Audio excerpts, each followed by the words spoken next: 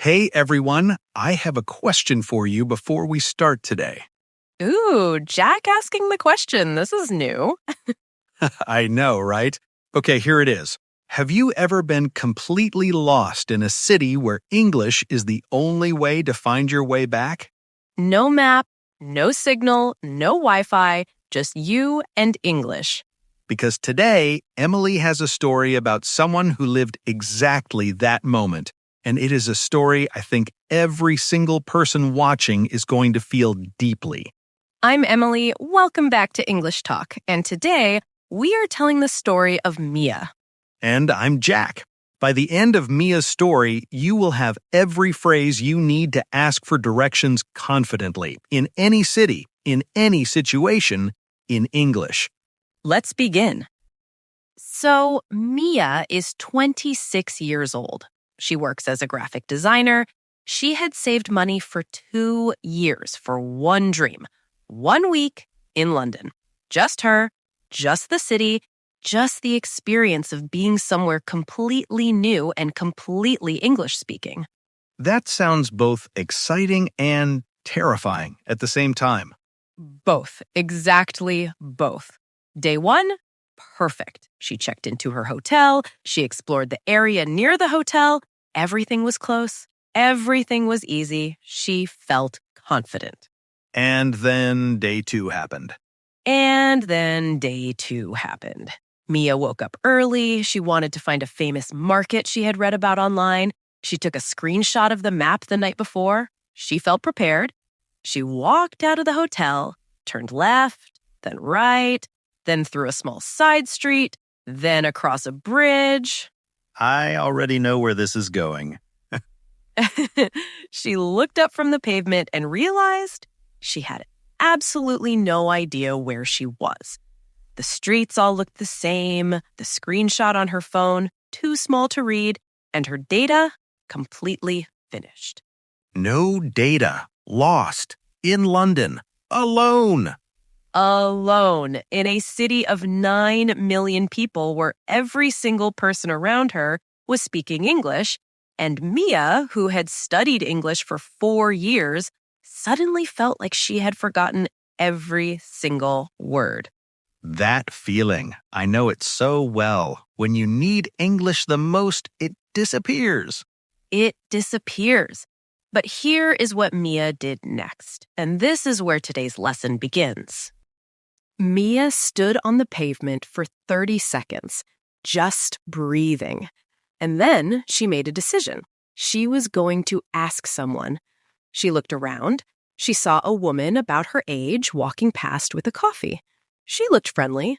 Mia stepped forward and said, "Excuse me, sorry to bother you. Do you have a moment, please?" The woman stopped, smiled, said, "Of course. What do you need?" Oh, do you have a moment, please? That is such a natural way to stop someone. I always just say, "Excuse me," and then immediately ask the question. But asking if they have a moment first, that is so much more considerate. Exactly. Do you have a moment gives the person a choice. They feel respected. And almost always they say yes because you asked politely instead of just launching into your question. And if someone is clearly in a hurry, rushing, headphones on, Then you let them go. You find someone else. There is always someone else. But the phrase, "do you have a moment," helps you find the right person. say it out loud. "Excuse me, sorry to bother you. Do you have a moment, please?" Now the woman stopped. She has a moment. Mia needs to explain what she needs. What do you say when you are lost? Jack, what would you say here? I would say, "I am lost. I need find market. You know where is, please." I completely understand. And Mia said something very similar, her first instinct. But the natural version is much simpler than you think. "I'm afraid I'm a little lost. Could you help me find my way to Borough Market, please?" I'm afraid I'm a little lost. That phrase, "I'm afraid," it sounds so natural. And "a little lost" instead of just "lost" sounds less dramatic.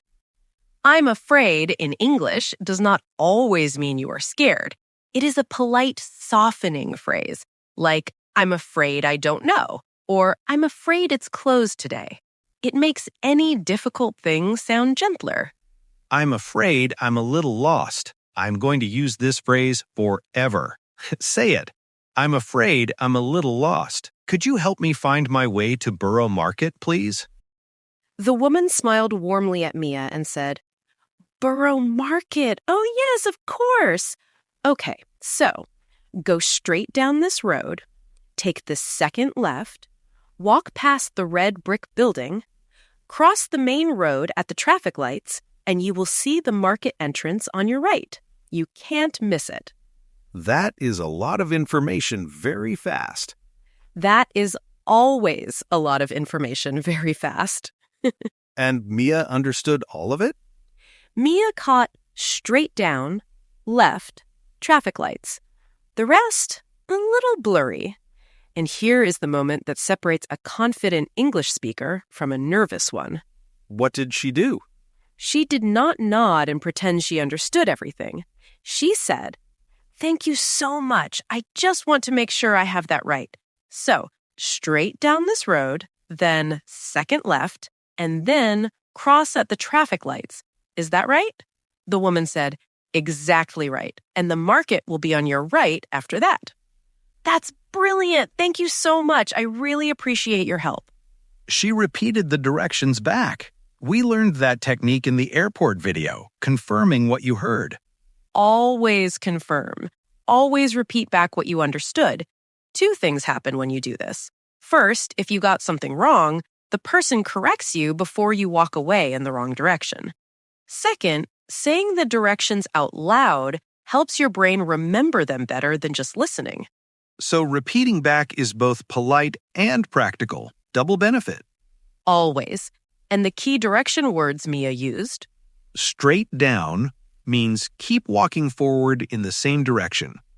Second left means pass the first road on the left, take the next one. Cross at the traffic lights means use the pedestrian crossing with the lights, not just anywhere on the road. On your right means the thing you are looking for will be on the right side as you walk toward it. These 4 direction phrases, straight, second left or right, cross at, on your left or right, these cover 90% of any directions you will ever receive in an English-speaking city. Repeat after me. So straight down, then second left, then cross at the traffic lights. Is that right? Mia thanked the woman and started walking.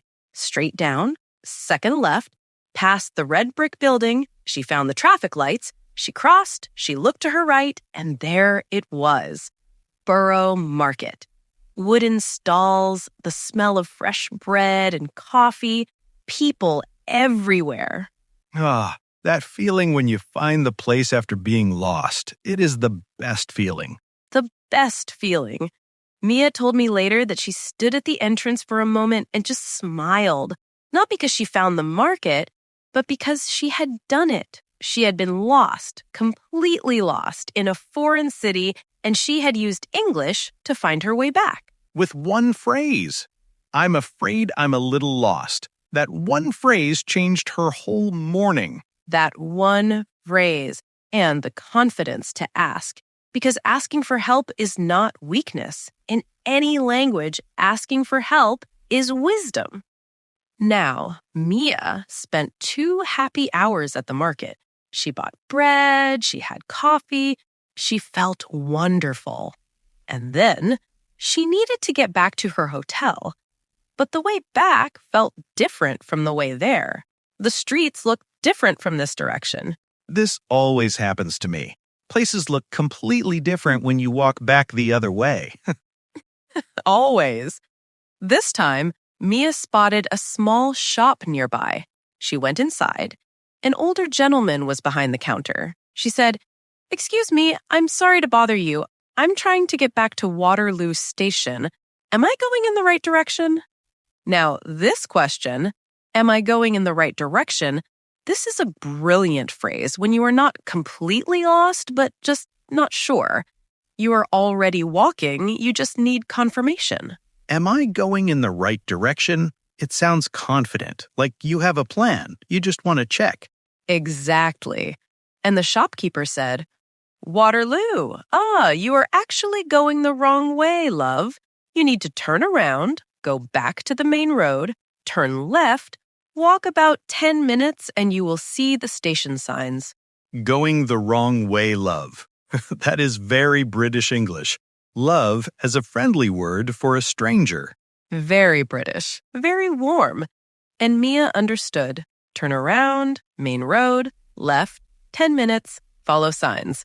She said, Oh, goodness, thank you so much. So turn around, back to the main road, then left and follow the signs for Waterloo. Is that right? The shopkeeper smiled and said, Perfect, you've got it.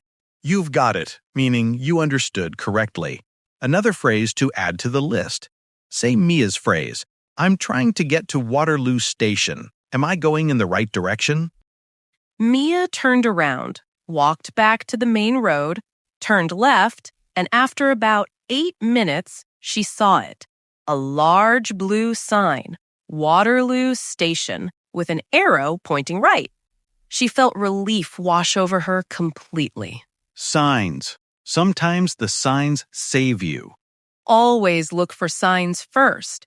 In English-speaking cities, signs are everywhere, and they use simple, clear English. Let's go through the most important ones Mia saw that day. Way out. This means exit. You see this in underground stations. It means the way to get out. Give way. This means yield. You see this on roads. It means let other traffic go first. No entry means you cannot go in this direction. Mind the gap. Famous London Underground phrase. It means be careful of the space between the train and the platform. And the one Mia loved most, you are here, on map boards and stations and shopping centers. The most reassuring 3 words in any city. You are here. When you are lost, those 3 words feel like a hug. They really do. And one more phrase for when you see a sign you do not understand, you can always ask someone nearby. Excuse me, could you tell me what this sign means, please? Simple, direct, always works. Say it. Excuse me, could you tell me what this sign means, please? Mia followed the sign, walked through the station entrance, found her line, got on the right train, she checked this time, and arrived back at her hotel. She checked this time. Good. She checked this time. She sat on her hotel bed and wrote in her journal that evening. And she wrote, Today I got lost. Today I was scared. And today I found my way back using only English. And it worked. That is a powerful thing to write. It is. Because getting lost and finding your way back, that is not just about directions. That is about trusting yourself, trusting your English, trusting that people will help you if you ask the right way. And Mia asked the right way. Mia asked the right way. And now, so can you. Let's go through Mia's key phrases one final time. Say each one out loud with Jack. Stopping someone politely. Excuse me, sorry to bother you. Do you have a moment, please? Saying you are lost. I'm afraid I'm a little lost. Could you help me find my way to place, please? Confirming directions. So, straight down, then second left, then cross at the traffic lights. Is that right? Checking your direction. I'm trying to get to place. Am I going in the right direction? Understanding a sign. Excuse me, could you tell me what this sign means, please? 5 phrases. That is everything you need to find your way in any English-speaking city, from completely lost to confidently found. I want to say something to everyone watching. Please. Getting lost is not a failure. Every traveler gets lost. Every single one. The difference is not whether you get lost. The difference is what you do next. And now you know what to do next. You stop someone, you ask politely, You repeat the directions back, you stay calm, you follow the signs, and you find your way. In English, in any city, in any country, in any situation. You have everything you need. Okay, your challenge for today, and this one I am really excited about. Imagine you are standing outside our studio right now. You are lost. You stop someone and ask for directions to the nearest coffee shop. Write that conversation in the comments. Just 2 or 3 lines. Use Mia's phrases from today. Start with, "Excuse me, sorry to bother you. Do you have a moment, please?" And then ask for the coffee shop. Write it right now in the comments. We read every single comment, and we genuinely love seeing your English in action. We will give a thumbs up to every person who writes. If Mia's story helped you today, please give this video a thumbs up. It helps more people around the world find English Talk. And if you are not subscribed yet, join our English Talk family right now. Hit that subscribe button and the bell icon. New Real English every single week. Thank you for getting lost with us today. Best way to spend 20 minutes, honestly. Take care, everyone, and remember, The next time you are lost, in any city, in any country, you know exactly what to say. English Talk is your place to grow. See you in the next one. Bye. Bye, everyone.